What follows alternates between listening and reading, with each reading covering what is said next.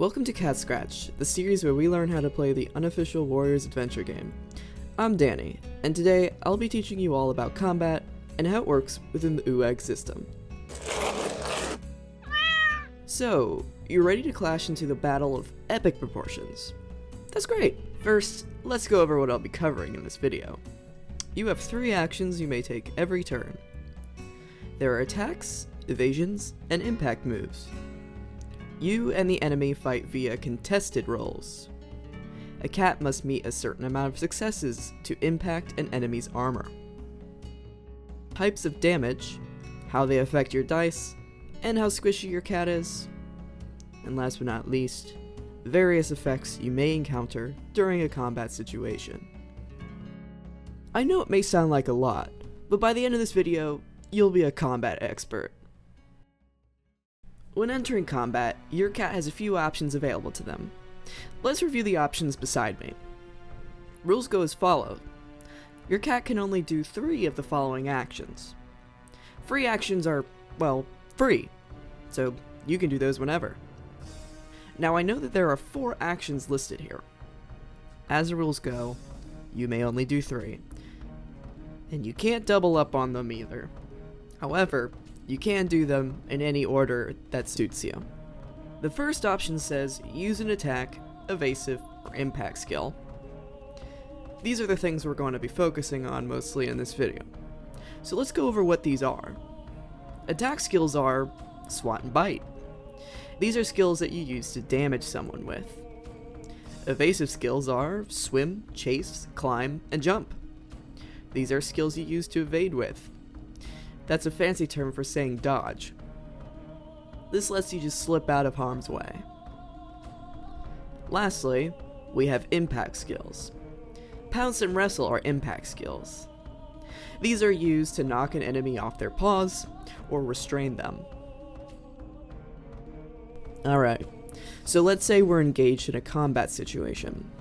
For this example, we're using an attack action. When your cat attacks an NPC, they are forced to engage either by fighting, evading, or impacting. Now both fighter and foe are locked in a contested roll. Contested? Yeah. A contested roll is when both the player and the NPC roll against one another at the same time.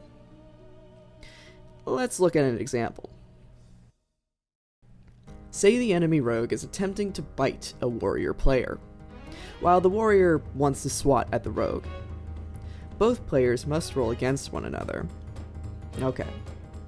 Now that we've rolled, what decides who won?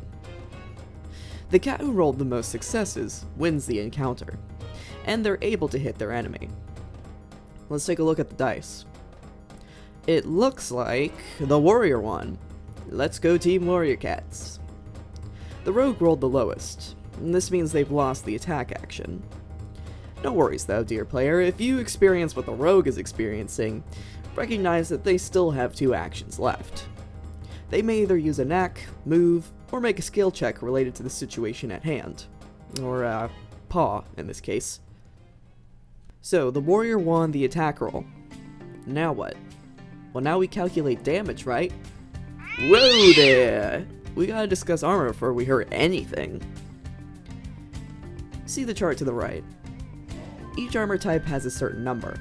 This indicates how much protection is granted to you by the armor. What sort of protection? Well, each number tells you how many successes you need to meet in order to hit the enemy. Let's say our rogue has a collar. Just a normal one, not spiked for now. Filthy kitty pet. This means our warrior would have to meet 2 successes in order to even hit our rogue. Hold on, let's take a note. Some of you may notice during character creation you can choose to give your cat a +1 to an evasive skill. That leaves them with no armor at all. So that means, for an enemy to hit them, rolling just 1 success would meet the threshold to damage them.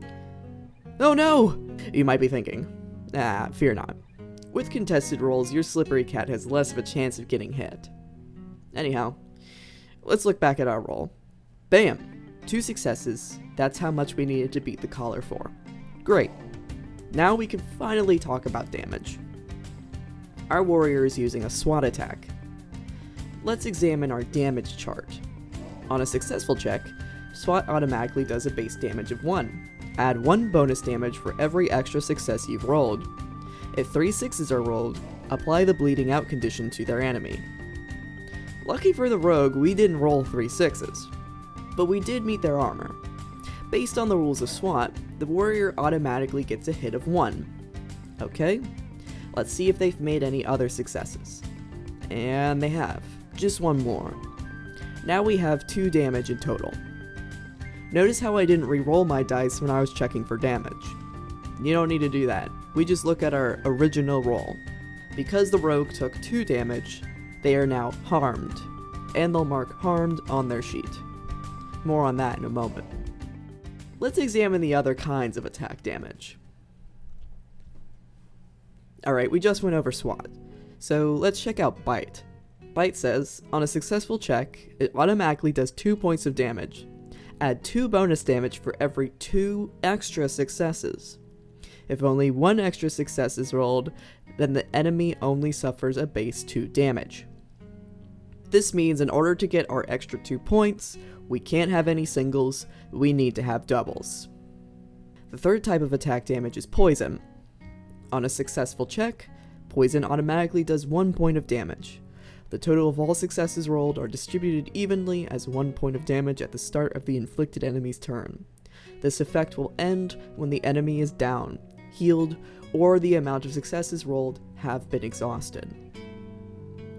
When a cat uses poison with one of their attacks, this applies to anyone who may have a spy pouch, or anyone who may be a nightshade. Now, once again, say you are the unfortunate rogue in this situation. See on your right the damage chart. As we go down descending order, you can see the negative numbers beside each increasingly concerning phrase. Because in our example the rogue has taken 2 points of damage, they now must roll 1 less die than before. Alright, with damage covered, what might happen to your cat outside of being harmed within a combat situation? We have something called conditions. SWAT makes mention of a condition called bleeding out, and certain acts you may use can cause conditions. Let's quickly go over each condition so that we understand. Prone. A creature that is prone cannot move for an entire turn. On their next turn, they may be able to stand up and may use a non-attack based skill or knack. Certain knacks and the impact skill Pounce can make a character prone. Pinned. Being pinned is very similar to being prone. A pinned character cannot move nor attack.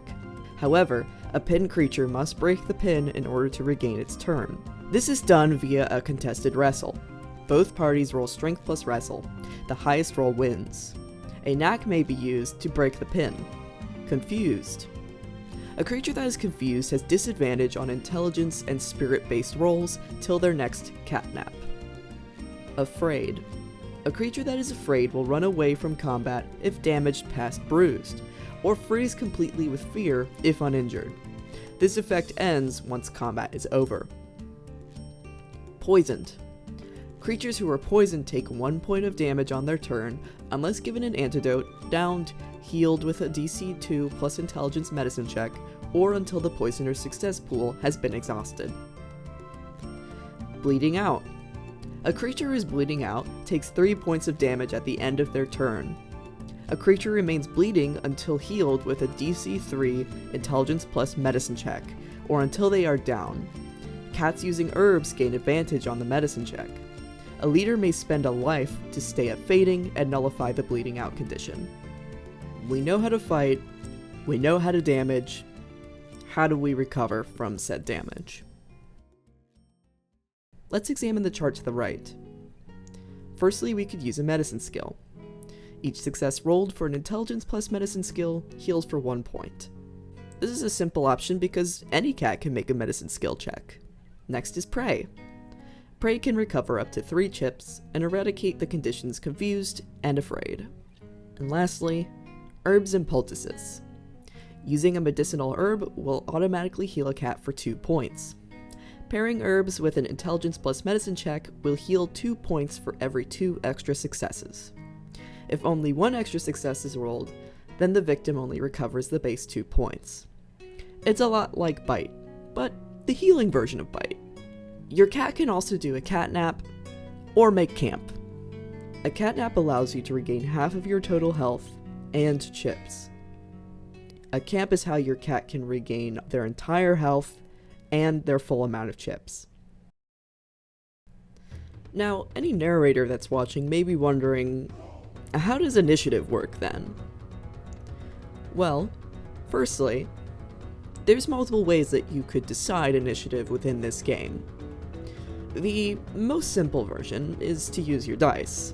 You can tell every player to make a strength plus chase roll, and the highest roller goes first, the order cascading down from highest to lowest roll. I need to note, narrators, that you do not need to roll initiative for your enemies. Thanks to contested rolls, the player and targeted enemy share a turn. Another way of deciding initiative order is roleplay. Say you set up a scene, something dramatic is happening, one of your players initiates battle. Okay, well, it would make sense for them to go first within the turn order, right? Allowing two characters to go at the same time, also totally fine. We consider this teamwork initiative. This allows them to do joint moves against an enemy, and it's a unique and fun way to spice up and inspire players during a combat situation. Lastly, you could decide the turn order based off of playbook. Maybe depending on the encounter, it would make more sense for the warriors to go first, healers to go next, then stone tellers to go last. You can mix it up in any way that makes sense for your Clouder. Alright, I've covered everything you need to know about combat, though as always, I highly suggest you read the book along with these videos. These videos are not substitutes for the book. And now, you're ready to fight. You're ready to be the strong, combative warrior you were always born to be.